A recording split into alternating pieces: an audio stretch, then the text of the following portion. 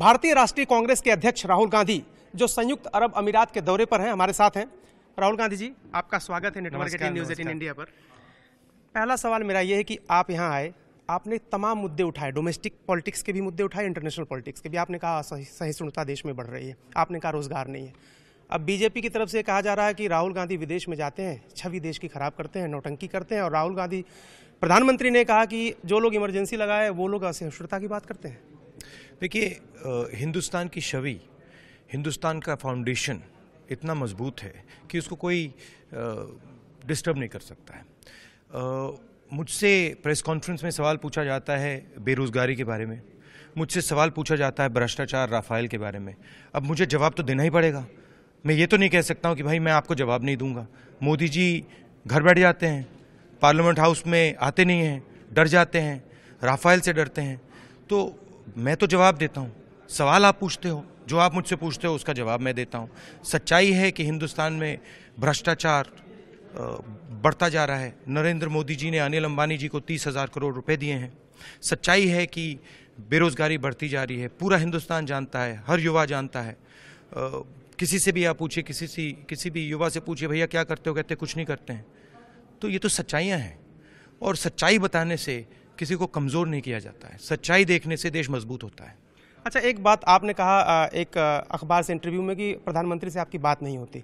वो जब आपका जिक्र करते हैं, आपके परिवार का जिक्र करते हैं, कहते हैं नामदार, फिर वो कहेंगे कि फ़ोन बैंकिंग होती थी, फिर वो कहेंगे कि जमानत पर रिहा परिवार। इस तरह की एक टर्म जब यूज होता है पॉलिटिक्स में, आप कैसा महसूस करते हैं उस वक्त? आपको क्या लगता है?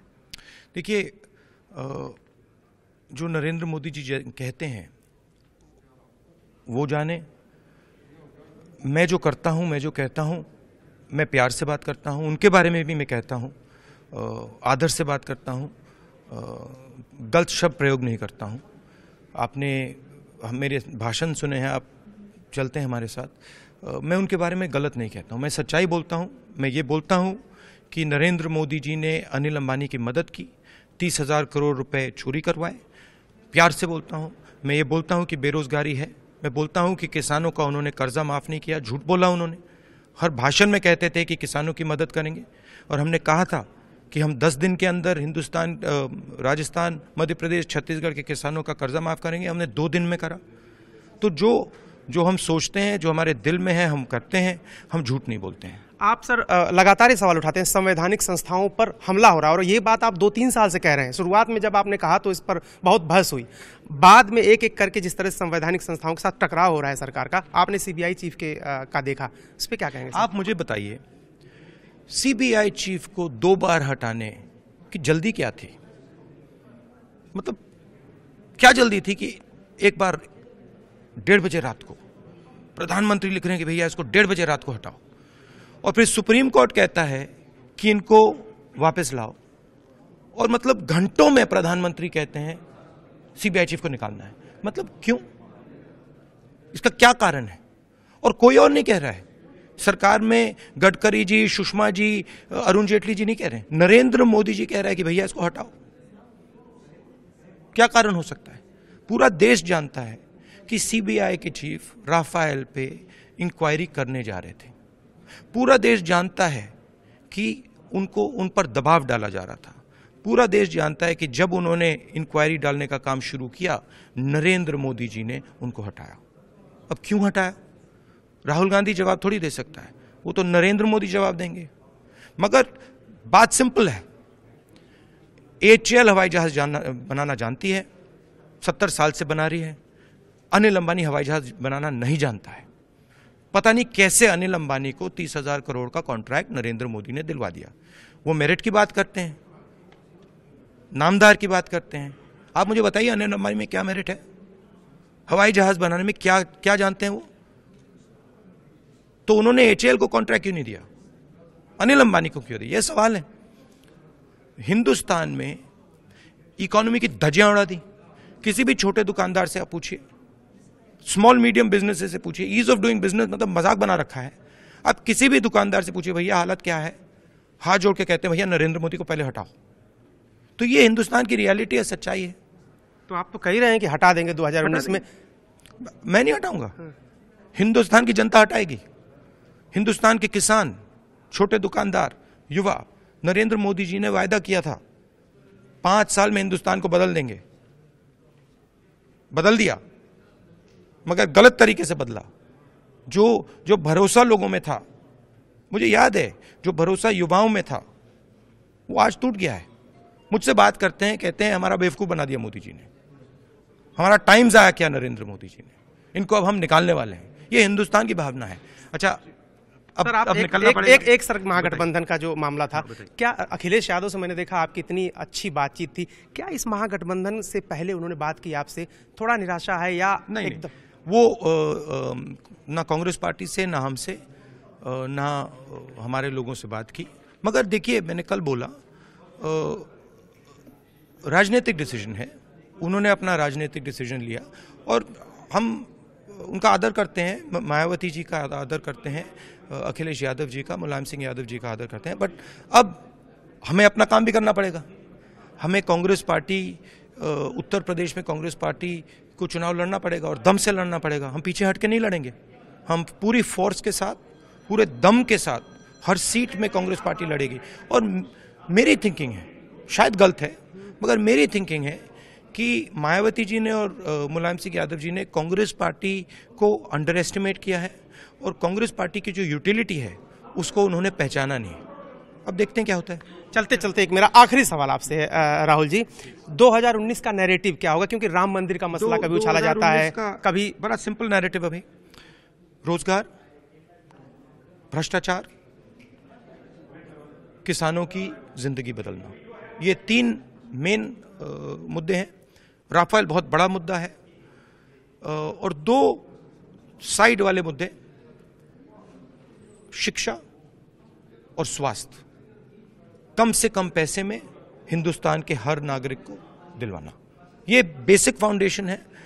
और जो वायदे नरेंद्र मोदी जी ने किए थे, जो खोखले निकले, झूठे निकले, उन पे भी सवाल उठेंगे।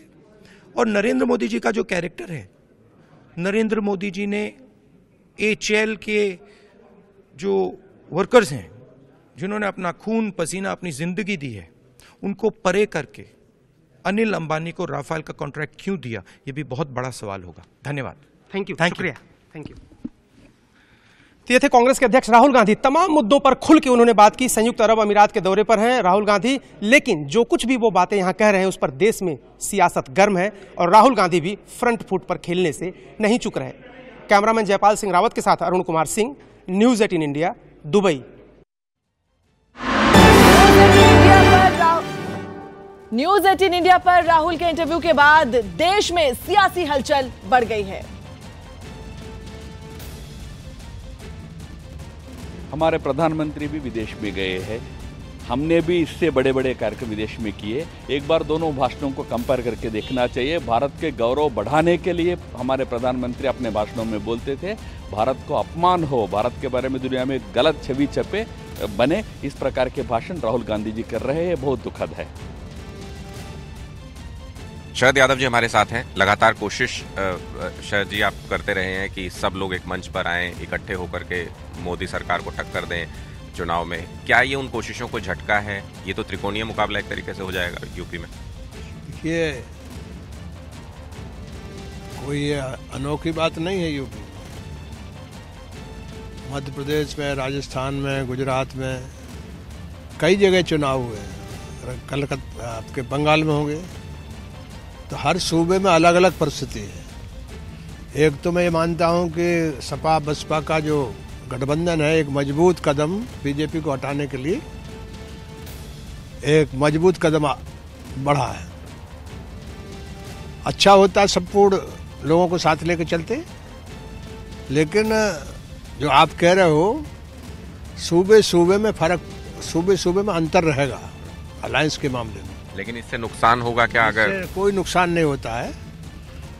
ये पूरे देश भर में हर सूबे में अलग अलग परिस्थिति है। जैसे आप केरल ले लीजिए, तो केरल में कांग्रेस और लेफ्ट को छोड़ कोई दूसरा नहीं, तो वो दोनों जीतेंगे, तो वो गठबंधन के लिए कोई उसमें किसी तरह की दिक्कत नहीं आएगी। इसी तरह हर सूबे में, अब अभी जैसे मान लो मध्य प्रदेश था, राजस्थान था, कांग्रेस अलग लड़ी, बीएसपी और एसपी अलग लड़ी थी। तो उससे गठबंधन पर कोई असर होगा या बीजेपी को हटा, बीजेपी के खिलाफ जो गोलबंदी है तो साझा विरासत 7 जगह हुई है। बीजेपी आरोप लगा रही है कि राहुल गांधी देश से बाहर जाकर के देश के बारे में गलत इमेज बना रहे हैं, देश की गलत खराब चीजें बता रहे हैं देश की। राहुल गांधी उस पर ये कह रहे हैं कि भाई मुझसे कोई सवाल पूछेगा तो जवाब देना पड़ेगा, प्रधानमंत्री की तरह सवालों से भाग नहीं सकते। तो आपको लगता है कि राहुल गांधी वाकई में इस तरीके के बयान दे रहे हैं, इमेज खराब होती है उससे कंट्री का, ऐसा कुछ है? अरे अजीब तरह की बहस है भाई। दुनिया ओपन है, हर आदमी को मालूम है कि क्या भारत में हो रहा है, क्या चीन में हो रहा है, क्या अमेरिका में हो रहा है। अमेरिका का राष्ट्रपति हो चाहे और चीज़ हो, ये जब जा रहे हैं बाहर तो ये सब यानी बाहर बोल रहे हैं, इससे क्या फर्क पड़ रहा है? नरेंद्र मोदी नहीं बोल रहे क्या? राहुल गांधी यदि बाहर गए हैं तो देश के बारे में कौन सी बात छुपी हुई है? यहाँ जिस तरह से गाय के नाम पर, मॉब लिंचिंग के नाम पर आपके वादे किए उसको छोड़ करके मंदिर मस्जिद के नाम पर जो आपस में तनाव बना रहे हैं, वो कौन सी छुपी हुई बात है? तो जी दुबई में राहुल गांधी कहते हैं कि भ्रष्टाचार के मुद्दे पर प्रधानमंत्री सदन में नहीं आते और उस पर बोलने से डरते हैं, और मैं बोलता हूं। मोदी जी का अपमान नहीं सहेगा हिंदुस्तान। श्री राहुल गांधी जी अपनी भाषा में संयम रखें और ऐसी भाषा का प्रयोग ना करें। राहुल गांधी जी को जवाब देने के लिए केशव प्रसाद पर्याप्त है, और मोदी जी से मुकाबले की कोशिश मैं समझता हूं राहुल गांधी जी के लिए उचित नहीं लगती है। और जिस भाषा का वो प्रयोग करते हैं इस देश में कोई सुनने को तैयार नहीं है। और मोदी जी की ईमानदारी पर सवाल उठाने का मतलब है जैसे वह एक तरह से राहुल गांधी जी को मोदी जी के जीवन के बारे में कोई ज्ञान नहीं है। वह सत्ता में गुजरात के मुख्यमंत्री के रूप में, देश के प्रधानमंत्री के रूप में देश की जनता के विश्वास के प्रतीक हैं। इसलिए राहुल गांधी जी घटिया और मिथ्या आरोप लगाने से बचें और असंयमित अपमानजनक भाषा का प्रयोग करने से बचें। 2019 के चुनाव में जनता इसका करारा जवाब देगी। आपको लगता है, क्योंकि कहा जाता है कि वो देश के बाहर जाकर इमेज खराब कर रहे हैं देश की, अब उन्होंने कहा है कि देश की इतनी मजबूत है नींव, उसे खराब नहीं होता। देखिए, श्री राहुल गांधी जी को देश की न चिंता है, न देश की सुरक्षा की चिंता है, न देश की जनता की चिंता है। उनको केवल सत्ता से बेदखल रहने के कारण से जो बेचैनी है, उस बेचैनी में जैसे कोई पानी से बाहर निकली हुई मछली तड़पती है, वैसे राहुल गांधी और कांग्रेस तड़प रही है।